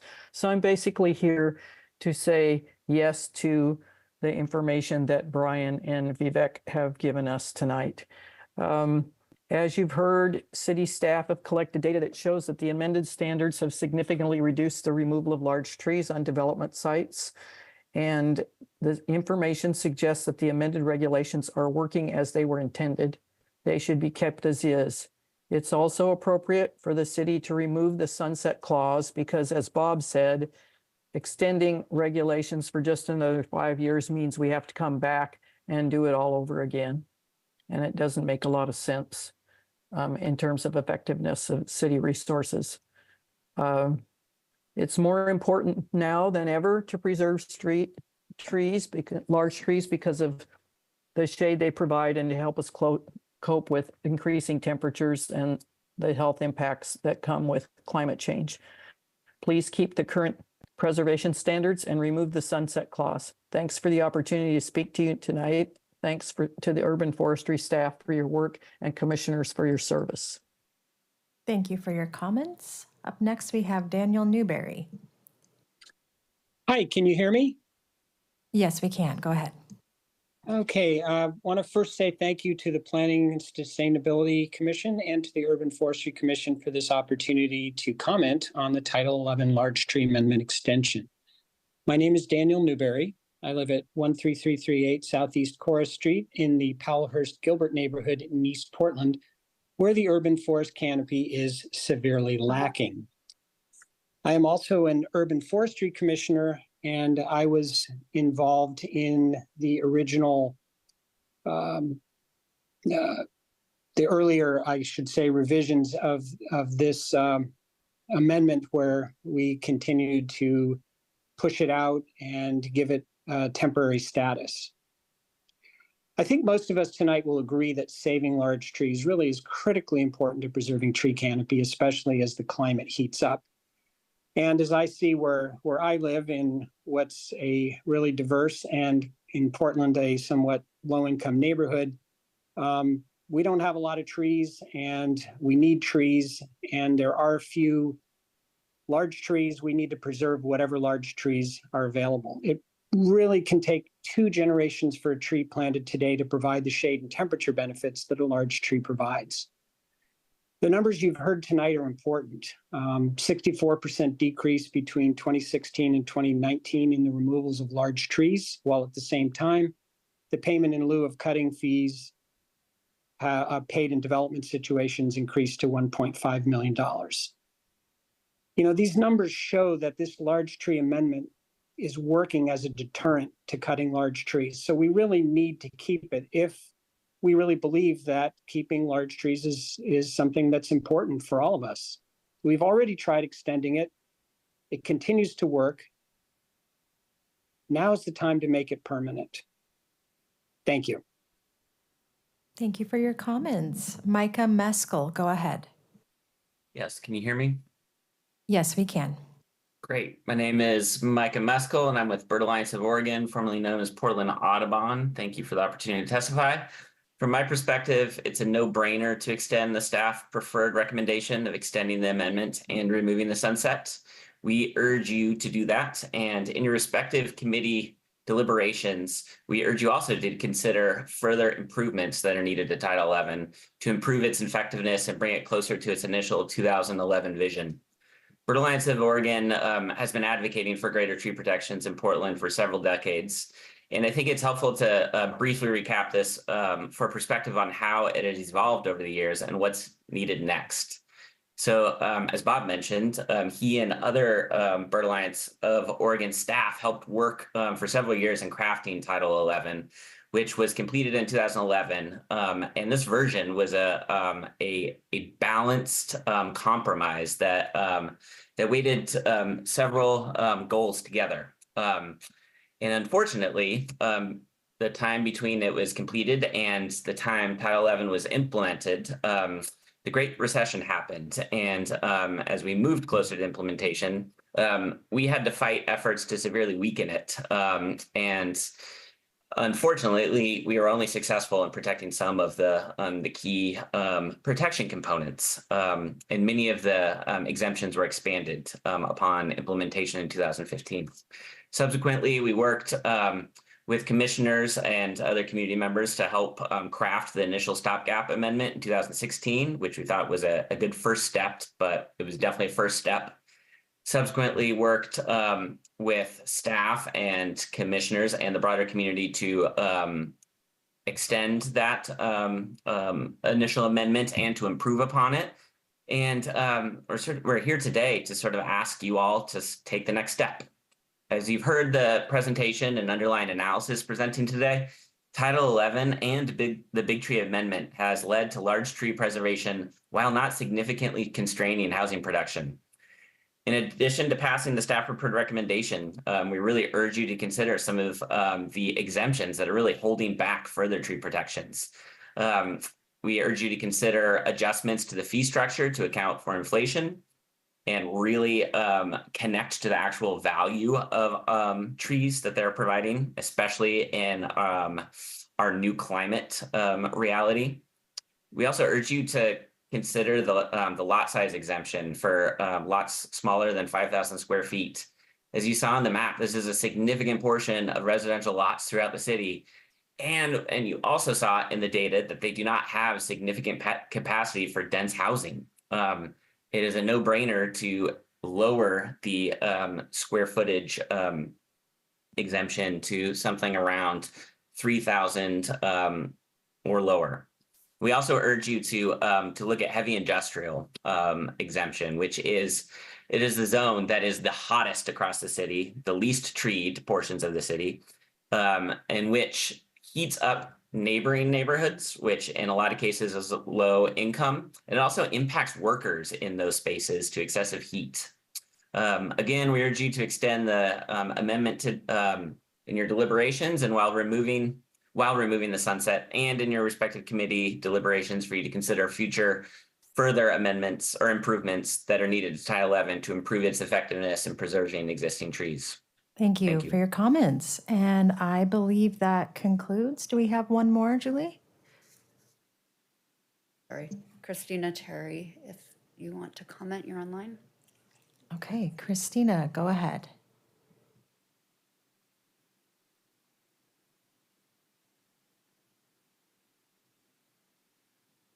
Christina Terry, go ahead if you'd like to provide comments. We are unable to hear you if you're speaking.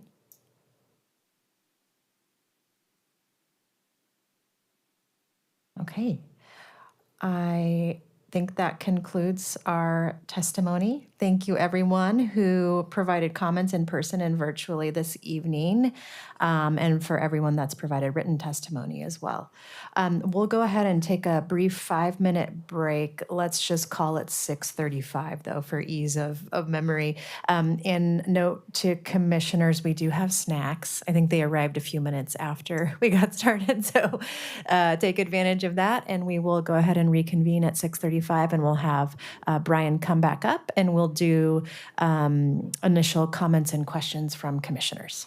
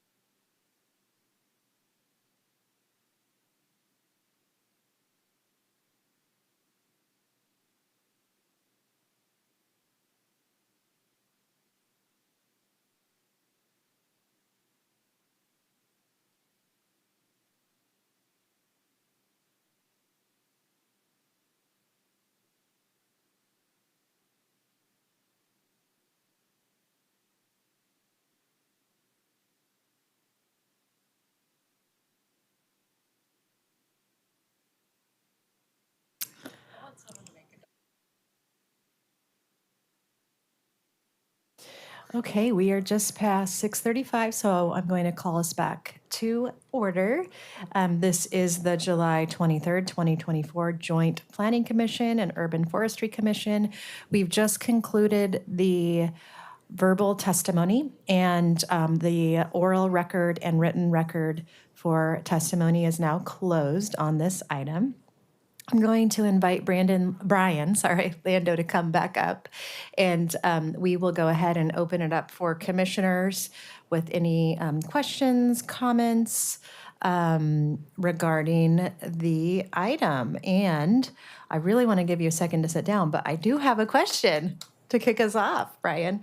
And it is regarding the fee and how would setting the fee, I can't remember if you presented a slide that was right-sized to inflation, but essentially, if the sunset is removed, how would that be adjusted for? Is there an annual revisit that would happen? And then has the city done the work to really look at what that right size would be to current, to meet current inflation and just price standards? Yeah, so the policy is separate from the fee, so the fee is not in code.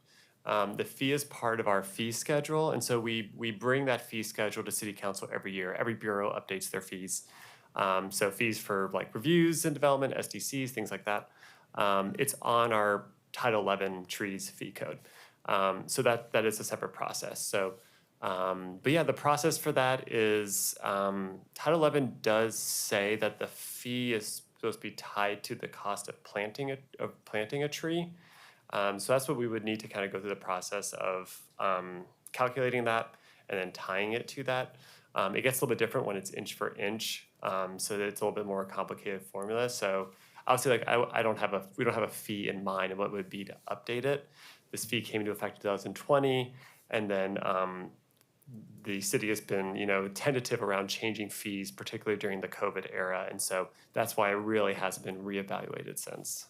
Okay, that's helpful to understand that it's separate from code, so it can be revisited essentially at any time. And if the sunset were removed, we wouldn't have to add language to say, annual inflation is allowable. Right, Okay, exactly. Thank you for that. Yeah. Additional questions or comments from commissioners? And I'm checking online to see if there's any hands up. Oh, yes, there are. Commissioner Feldstein, go ahead. Hi, yes, Adrienne Feldstein, co-chair of the Urban Forestry Commission. Just wanted to thank everyone's participation as usual. The community is wise. There's a huge amount of consensus here for tree preservation and a lot of eloquence and wisdom. I really heard strong support for the rationality of ending the sunset clause for efficiency. We have an evidence-based practice here. Nobody wants to put the time in to sort of reconsider this in 5 years. So really hope that our leaders here can support that primary recommendation from Urban Forestry. And then, the final thing is that, actually 2 more points. And one is that we heard also that this is not enough. We're losing canopy. It's our role as leaders to work together to strengthen the urban forestry plan and the tree code so that, in fact, we could start to turn this around. And a lot of creative things came up, and look forward to working with all of you on making those happen and getting more community input. And then just finally, one final thing, and that is I heard very strong support for this is not a this or that situation. It's not affordable housing or trees. We have to be creative. We have to have both.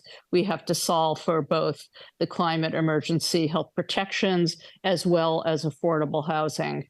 And we got some good early input around that. So anyway, thanks so much to everyone. Look forward to working with you all. Thank you, Commissioner Feldstein. Commissioner Plack. Thank you. I want to echo what Co-Chair Feldstein said about appreciating everyone for your time. I know as a working parent, it's really hard to make time to come give testimony, but your voices really matter. And I just hope folks will stay engaged. And I invite anyone to come to an Urban Forestry Commission and give the comments and share their thoughts. I think, there's not much for me to add except just really that issue of we need affordable housing, and I want folks living in that housing living in a healthy place, right? So just thinking about as we're trying to do this work really quickly, we just don't want to bake in the same inequities that we, as Dr. Shen has shared, we already have from previous generations' decisions. So just really being mindful of how we go forward, trying to ensure that folks have access to housing that's so critical, but that we also have neighborhoods that are safe and healthy for people to live in. Thank you, Commissioner Platt. Commissioner Van den Mark, I think you were next. Thank you. Well, Megan Sheeher, sit on the Urban Forestry Commission. And I would there's been wonderful sentiments. I do not need to belabor all of them by saying the same. I do have a question for Brian, but before, I think I would just always elevate, and I've really appreciated just, the wonderful comments that we've had, right? That to preserve big trees, we have to preserve trees throughout the process, right? Like you don't get a 36-inch tree or a 20-inch tree if there's not preservation throughout that. So we can get to all of these things, right? So just thinking about that, and that kind of leads to my question for Brian is, right, we're hearing from a lot of community members saying they want us to go further, but I always try to understand kind of what the conversation is now and like knowing some of the additional conversations and where there's potential overlap. So Brian, from kind of what you've been laying out or largely for this, I know that there's kind of the recognition of the priority of addressing this issue if we don't want it to sunset, because it will, and when. So kind of what we want to do with the current large tree amendment. And then also knowing that there is a process that's coming for additional amendments. So I kind of understand that. But if you could speak to that and whether there is potential or not within what we're doing now to entertain more kind of conversation, just broadly, just kind of speak to the process. Because I think if there's an opportunity, it's good to know, but I also am trying to kind of understand what the priority is. Yeah, thanks for asking that. So, we are looking right now at this simply the large tree amendment component. Excuse me.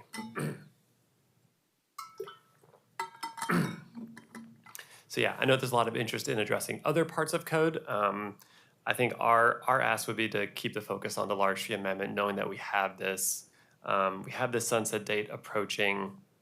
It is really the primary way that we preserve trees in development. And so we are eager to do additional work on the code. And I think it's really important that we're guided by the updated urban forest plan. Not only is that plan process allowing us to do a great deal of community engagement, and we're learning a lot about what people want to see in terms of just changes to code, changes to programs, what our focus is, what the vision and goals are for what kind of urban forest we have. And so it's really important that we do a code amendment project that is comprehensive and guided by that, and really can account for how all those changes work together to both preserve trees, but also how do we facilitate housing? I think it's something Portland needs 120,000 new housing units over the next 20 years. And we need to have a variety of housing units so people have choices and options. And so we want to see a tree code that helps achieve both of those. And I would say that continuing the current policy helps us kind of keep that consistency, and then allowing us to really have the time and space to look at other changes when we do the project beginning next year. So trying to keep the focus on this amendment because we have this sunset date. And I would just note, Commissioner McMillan has their hand raised and her name says Leah Plack on there. So that's maybe why. Okay, I was wondering why there were two. That explains it. Thank you for clarifying. So I'm not sure between Commissioner McMillan and Commissioner Lilly who was first, but it looks like Commissioner Lilly, you are ceding to Commissioner McMillan. Go ahead. Thank you. I just needed clarification on the periods that we're talking about. That I think it's been touched on by a few different people that it would be great if it was approved in perpetuity. Are we talking about a short-term renewal, or are we talking about adopting this in perpetuity? Are both on the table? I wanted some clarity around the period that we're talking. Yeah, appreciate that. Yes, our recommendation is to remove the sunset date. I think we've shown that it's been effective, it's working, and this is sort of the second staff project we've had looking at this in the last few years. So that is our primary recommendation. Okay, and Commissioner Lilly, go ahead. Thank you so much. Just to echo my fellow commissioners, that thankful for the testimony tonight, as well as I think we heard a lot of good things. There's a lot of support for protecting our trees. Coming from an indigenous background, we refer to our trees as our one-legged relatives. And we also, on another level, have a high respect for our elders. And so these older trees, these larger trees, as much protection and as much guidance that we can provide for them is going to be very helpful, because they also provide so much knowledge and wisdom for us. They've been protecting us for a long time, keeping our streets cool. I'm a big fan of many of the comments I heard tonight around it's not about housing or jobs against the environment. We have to do both. As an advocate for East Portland, if we build affordable housing, and we cut down the trees, that's not going to solve the problem. We have to do both. I don't want us to end up in a situation where we cut down all the trees and then build affordable housing and then plant trees, and it takes us 20 to 30 years to get that same benefit back. The heat islands and everything, it's much too high of a cost for us. So I'm just very much in support of those comments that were made tonight. Thank you all. Thank you, Commissioner Lilly. And just another clarifying question for me, and then I'll get to my colleagues in the room. I understood that affordable housing is exempt. So I'm not sure about the trade-off there. And as a developer of affordable housing, I would say we always look to preserve what we can, but I understand with that exemption that is not really part of the compliance. But so I see you nodding, and yes, that a regulated affordable housing is exempt. This is maybe not a question you can answer, but just a kind of exploratory question was, has the city looked at incentives for preservation by affordable housing developers or other developers, as opposed to sort of the punitive fee approach? Yeah, it's a great question. So affordable housing is exempt. I should clarify, they are exempt from the higher fees charged in the large tree amendment. I believe they still are subject to those lower fees, the $1,800 per tree. And the waiver, I believe, is tied to the percent of the SDC waiver. So I think it has to do with how many of the units are affordable. So it's sort of like a variable exemption. In terms of incentives, I'm not aware specific to affordable housing. I know with Better Housing by Design included some both, I believe they were density bonuses that were tied to tree preservation, and that those bonuses could actually they were transferable. So I know that through Title 33, through the zoning code, there's been things like that implemented. I think that's something that'd be great for us to look at further, though. Yeah. Great, thank you. So opening up for colleagues in the room. Go ahead. When we're talking about the large trees here, I think we should be clear that mainly we're talking about Douglas firs, Gary oaks, occasionally tulip trees. There are a lot of tree species that are never going to get to be 20 inches, or they're not going to live long enough to get that size. So we're not talking about the popular trees that people are planting today. You go to a retail nursery, the trees that sell are never going to get to be 20 inches in diameter. Little flowering crab apples, eastern dogwoods. We're talking about a very small segment of our tree population, but the benefit is just huge. So we need a culture change to where people want to plant big trees, because they don't. So let's preserve what we've got until hopefully there will be that change, because we need it badly. Thank you. Others here? Go ahead. Yeah, thank you very much. This is Casey again. And so I have two things that I want to, or one thing I want to say, one question I want to lead towards you, Brian.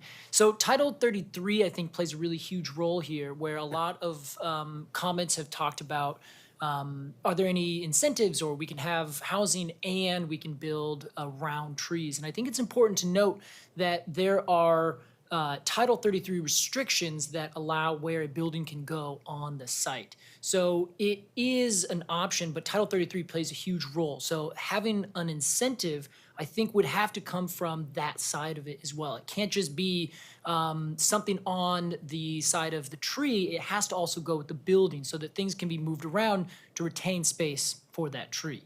But another thing I want to ask you, Brian, is in regards to it being mutually exclusive, what is possible on site to retain these trees during development? So you have a big tree, you want to retain it. What options do you have through Title 11?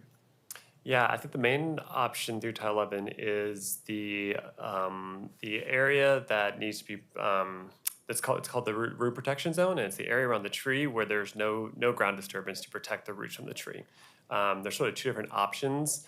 One is sort of just a fixed route that's based on the size of the tree, and then there is also what's called the performance path. And then when you have an arborist report, they can look a little bit more closely at, okay, what can this tree handle in terms of ground disturbance, root cutting, and with that arborist report, I'm getting a little bit outside of the area of our work that I'm really detailed in, but that provides flexibility in terms of where can ground disturbance happen, where can the building be located in order to preserve the tree that's on site. So that's really the main tool in terms of the flexibility. Obviously, developers have options within that in terms of where they place the building, what they build, what lots they build on. But within the code specifically, that's really like the main tool. Excellent. So it sounds like there's a lot of flexibility. You bring in an arborist, the arborist can say, yeah, you can actually go closer than this prescribed distance to this tree. You can build this size house and still retain a healthy tree that is not going to fall over, that's not going to die very soon. Mm-hmm. Okay, thank you. Mm-hmm.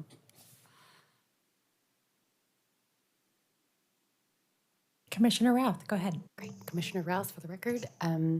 Thank you for this presentation, and thanks. I want to echo the thanks for everyone who came to testify. It was wonderful.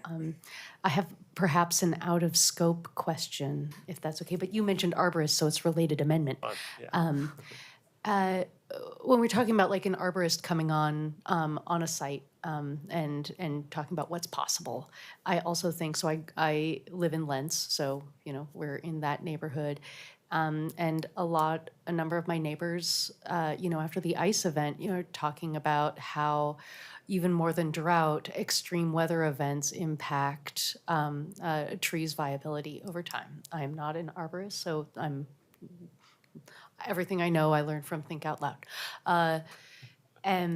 But I'm curious if there has been any conversations about low-income arborist assistance to particularly like homeowners who are cash poor but have property and are looking at a tree, and especially after the ice storm, when it impacted so many homes and so many livelihoods, at least in the near term.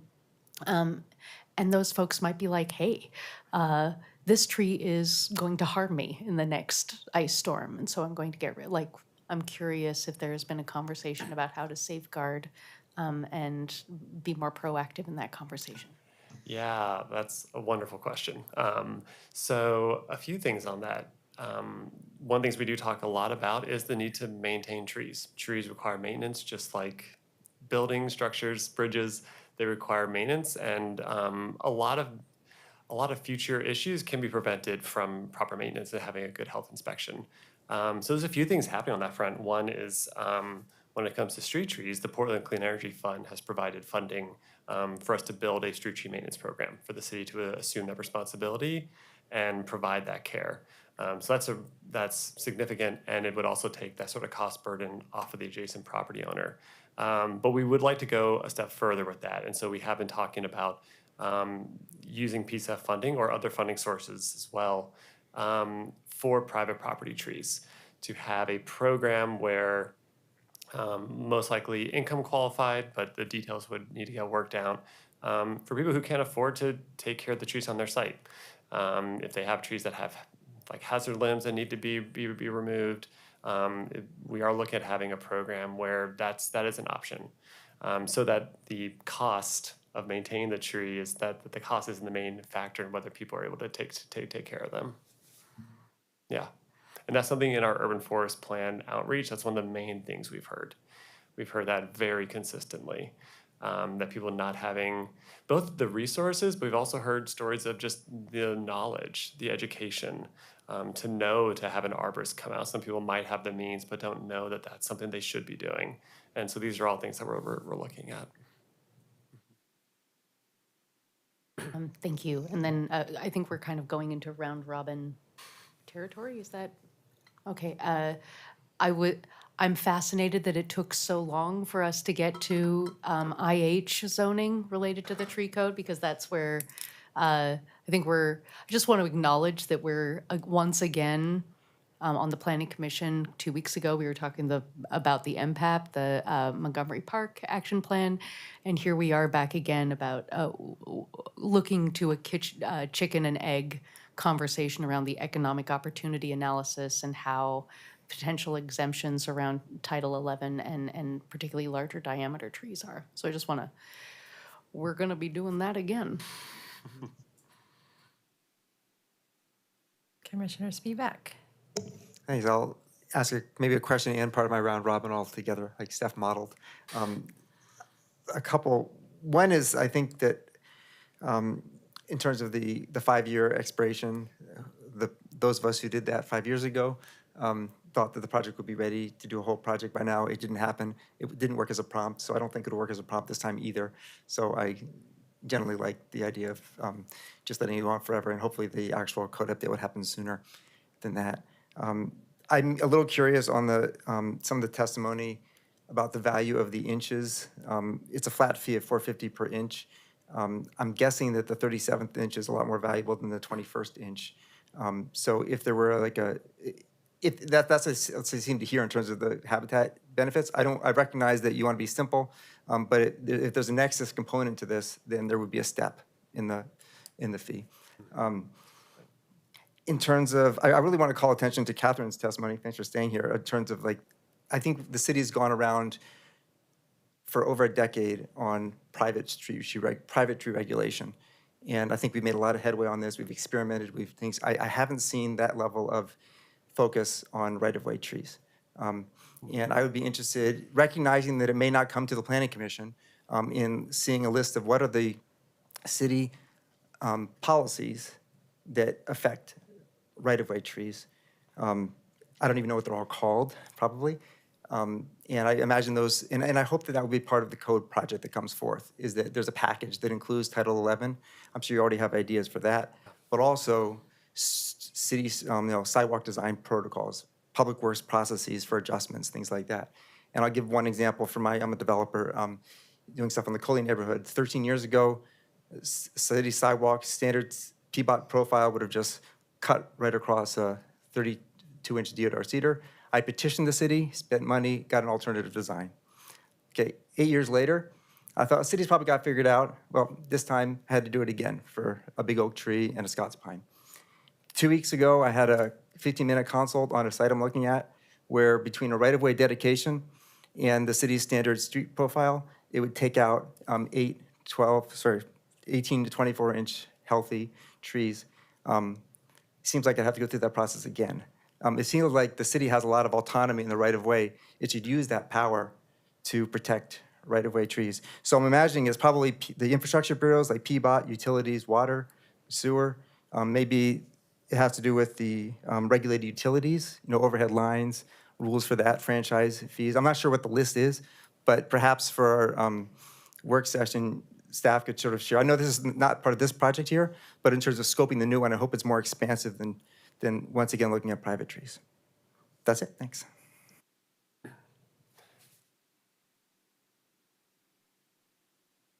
Other commissioner comments or questions? Go ahead, Commissioner Lang.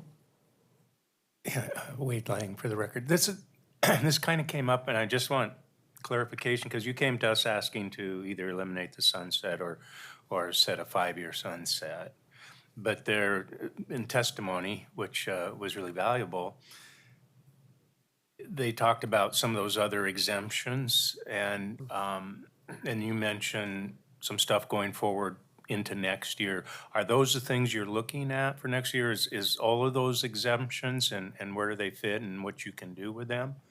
Yeah, so we are, we are recommending to remove the sunset date, but then we would be looking at a Title 11 amendment project beginning next year. We're still scoping that, but yeah, I think I would say that we're still in the scoping process because we're also in the middle of the urban forest plan right now, and so I think we would be reviewing a lot of what's in the code and assessing what is working and what needs to change. Both with the goal to preserve trees, but obviously to be making sure that it's aligning with the city's goals and need for more affordable housing as well. So, but yeah, so I think in a more concise way, yeah, I think we would be looking at those. Yeah, and just to follow up on Commissioner Spivak's, that's one of the draft recommendations in our draft plan right now is to look at specifically that because. Particularly when it comes to infill housing, particularly in these centers and corridors with apartment buildings, a lot of the developments don't have space for trees. They're building to the lot line. That's for like dense housing, central city. So the street tree is the access to nature that people living there have. I do think that there's an obligation there to get the most out of that we can, and some of the rules right now don't allow that to happen. I'll jump on that, and also the eastern parts of Portland where development hasn't happened, the trees that are there are the trees that might get removed based on building the street and the sidewalks. Right, yeah, exactly. And Commissioner Ralph mentioned the Trees in the Curb Zone pilot project, which is working between PBOT, Urban Forestry, and BES, which I think there's another Pedalpalooza ride in August, so if y'all haven't signed up for that one yet. Commissioner Ames. Brian Ames for the record. I just would be interested in hearing more about the tree planting and preservation fund. This investment that developers are making when they're ultimately removing the large trees. Just what are the priorities of that fund? I tried to find some information online, but how much money is in that currently, and what are the who makes decisions on what kind of investments and whether they're growing large trees. Obviously takes a tremendous amount of time, but just interested in learning more about that. Yeah, absolutely. We could definitely come back and do a whole presentation on our planting program, but I think in the most concise way I can be, we are planting about 3,500 trees a year right now out of that fund. So it was sort of accruing balance for several years. Then we developed a tree planting strategy in 2018. And then we've just been going really full speed ahead on that ever since. So it's about 2,000 yard trees. We give free yard trees to really anyone who wants them, but we focus our outreach in our priority neighborhoods, which are those low canopy, low income neighborhoods. And then we're planting between 1,000 and 1,500 street trees as well, again, in those priority neighborhoods. And we are looking at only planting medium and large trees. So we are trying to get the most canopy benefit from the funds that we have. Thanks. I have a question on that, and it's so one of my first jobs out of grad school is working for BES, and Friends of Trees. And I would go and do site surveys at people's homes and look and see if there was the potential for the street tree. And the biggest barrier was that obligation by the homeowner, right? To understand what the sidewalk, repair would be and just taking that on. So I'm so pleased to hear that PSEF is funding that. Is there still, for the homeowner, an option there? Or how is that changing with the city essentially now taking over the maintenance? Can the homeowner say, I still, decline? I'm just curious how that will work. Yeah, if you know. That's a great question and very cool. That's the background that you have. Yeah, so I think that's the kind of specifics that we worked out. The funding just came online July 1st, and we're still working out with PSEF what this is going to look like. It's going to take several years to develop this program. And then eventually get funding to take it citywide. The funding we have right now is sort of like building it up, but not quite enough to go citywide. But yeah, I think in other cities, there is still a permit function there, so they could, if we're on a 5-year maintenance cycle, we'll be back in every 5 years. If there's stuff that needs to be done in between, there should probably still be a permit option. But these would all be things we would work out. That's great, thank you. Any additional questions or comments from commissioners this evening?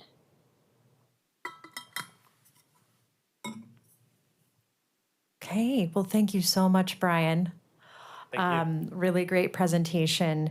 And in terms of next steps, we will have this item coming back to each respective commission. So I'm just checking the dates here. It looks like August 13th for Planning Commission and August 15th for the Urban Forestry Commission. So thank you to our colleagues on the Urban Forestry Commission for joining this meeting tonight. And I hope everyone has a great evening. We will adjourn.